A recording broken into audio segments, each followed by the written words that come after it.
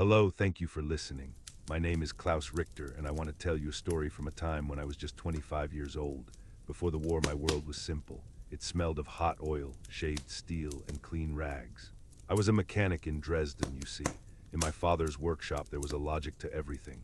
An engine sputtered, you checked the fuel line, the spark, a gear whined. You listened, you diagnosed, you replaced the worn-out part. I believed with the foolish certainty of youth that any problem, any machine could be understood and repaired. I believed the world was a great, complex engine that ran on reason. The war taught me otherwise. It taught me that some machines are designed only to break, and to break everything around them when they do. They called the great plan, whacked 'em rain, watch on the Rhine. A grand, poetic name for a desperate, final lunge. We, the soldiers on the ground, called it the Ardennes Offensive, or we just called it hell frozen over. It was the last gamble of a dying beast. A machine screaming for oil it didn't have, running on faith and frozen mud, its gears grinding down to dust. And I was one of the mechanics sent to keep it from tearing itself apart. People think war is about grand strategy. But for me, on that bone-chilling morning in the pines, it was never about the map in some general's warm tent. It began, as most things did for me back then, with the sound of a broken engine. The cold in that forest, it wasn't just a temperature, it was a physical presence. It crept through the thick wool of my greatcoat, seeped into my bones, and made the steel of my rifle feel like a shard of ice. The snow wasn't the clean, white blanket from the postcards of home. It was a shroud, gray and pockmarked by artillery, hiding shell splinters and frozen bodies with chilling impartiality. The air smelled of pine needles, diesel exhaust, and something metallic and sharp, the ghost of cordite that never seemed to wash away. Our world had shrunk to the narrow track carved through the woods by our tanks, a muddy, frozen ribbon through an endless sea of white trees. We were supposed to be the spearhead, the first SS Panzer Division, the Leibstandarte, a name that was supposed to strike fear in the enemy and pride in us, but by December of '44, it was just a name. We were a collection of weary veterans and hollow-eyed boys who had learned to shave on a train to the front. The patriotic fervor of 1939 was a distant, tinny song from another lifetime. Now we fought for the man next to us. For the frozen patch of German soil we were told was just over the next ridge. We fought because stopping meant dying. The push had stalled. The Americans, who were supposed to be soft and break, were not breaking. They were like stubborn bolts, rusted into place. Every meter of forest cost us blood and fuel we could not spare. My half-track lurched behind the Panthers, a mobile workshop filled with tools and spare parts. My job was to follow the iron beasts and tend to their wounds. Then it happened. The sharp whip-crack of an American anti-tank gun, followed instantly by the brutal clang of steel on steel. It was a sound I knew too well, the sound of a hammer hitting an anvil the size of a house.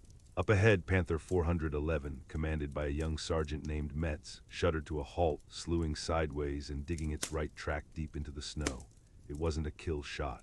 No black smoke, no fire, but it was crippled. A thick, acrid smoke, not from a fire but from the sheer friction of the impact, wafted from its side armor. It sat there, helpless, a magnificent predator with a broken leg, and the world exploded. American machine guns opened up, their tracer rounds stitching green lines through the gloom, chewing up the bark on the trees and turning the snow around the stricken Panther into a churning mist. Our infantry, who had been using the tank for cover, were pinned down, their gray forms pressed desperately into the frozen earth. Metz's crew were still inside, but their main gun was silent. They were trapped, a 10-ton steel coffin. That was my fear, not the bullets, not the shells so much as the steel. The thought of being crushed, suffocated under the dead weight of a machine you trusted. My mind saw the bent plates, the collapsed interior. I could almost feel the press of it, the stale air running out. My thoughts were stripped gears, grinding uselessly. Over the radio, a frantic voice, the lead company commander. Richter, get that tank moving, we need its gun. Richter, logic versus chaos. My mechanic's brain was already running its diagnostics. The way it slewed the impact location, probably a mobility kill, a thrown track or a damaged final drive. Fixable, maybe, but out there. In that storm of lead, my body screamed to stay put, to press myself into the floor of the half-track and wait for the noise to stop. But the men, I could see their faces in my mind, the crew inside 411, the infantry in the snow. They were my comrades, they were my machine, and they were breaking. I grabbed my tool roll and a heavy steel pry bar. "Cover me," I yelled to my driver, not even waiting for a reply. The rear hatch slammed down and the cold hit me like a physical blow. The noise was immense, a deafening canvas of tearing machine gun fire, the crump of mortars, and the panicked shouts of men.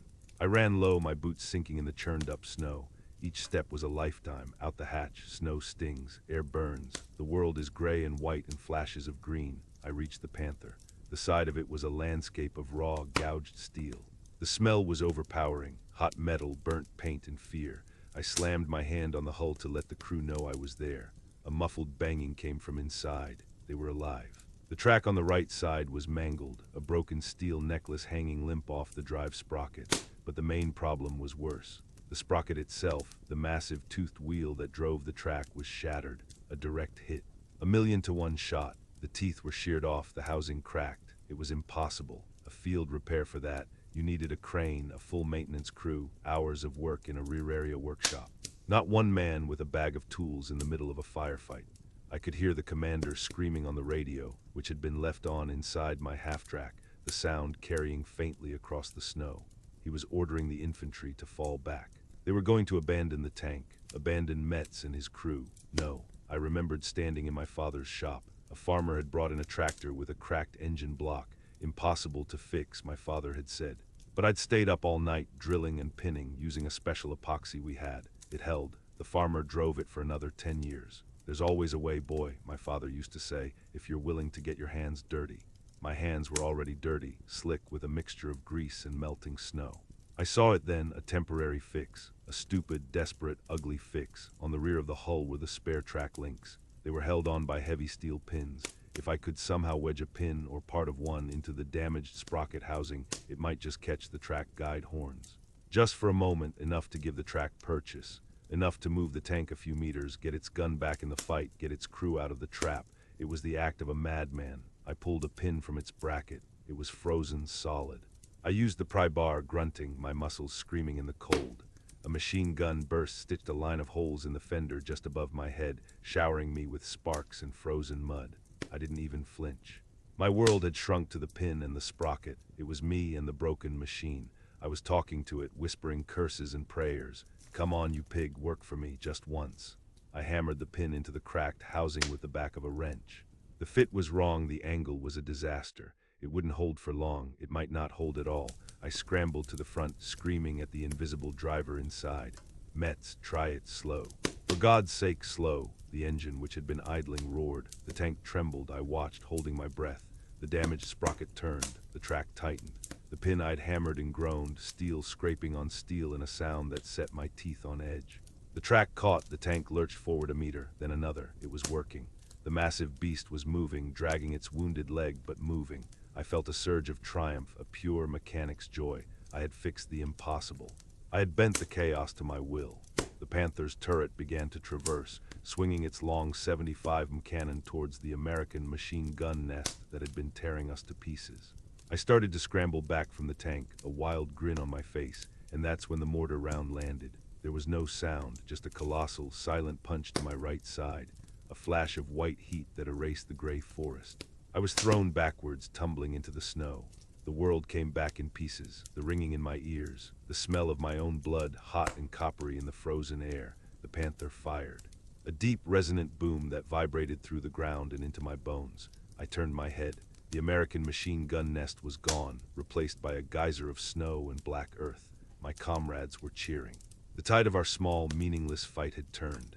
The Panther, my Panther, began to crawl forward, moving on without me. I tried to get up, but my right leg wouldn't obey. I looked down. The world spun. It was a ruin of cloth and flesh and bone. The machine I had saved was moving on. The system I had repaired for one more moment of function had left its mechanic broken in the snow.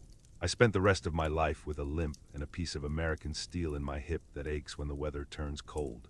But the real wound was in my head. I went into that forest believing that with the right tools and enough grit, you could fix any machine. I came out knowing that some machines are fundamentally flawed in their design. The Third Reich, it was a magnificent, terrible engine, powerful, meticulously engineered on the surface. But it was bolted to a rotten chassis of hatred and madness, driving itself at full speed towards a wall. And we, the soldiers, the mechanics, the citizens, we were just the parts. Parts to be used, to be stressed, to be stripped and broken and left behind in the snow when we were no longer of any use. Fixing that Panther, it didn't change the war. It didn't save Germany. It saved 5 men for another week, perhaps, so they could die in a different patch of frozen mud. The hardest lesson I learned wasn't about heroism or victory. It was about futility. In a broken system, the best repairs, the most desperate acts of loyalty and skill, only delay the inevitable collapse. You learn that you're not fixing the whole machine. You're just hammering a pin into a single broken gear while the entire engine is melting down around you. You're just a part in a machine designed to fail. This memory is a piece of shrapnel I carry. It's heavy. Help me carry it. Subscribe and ensure these stories are never left to rust in silence.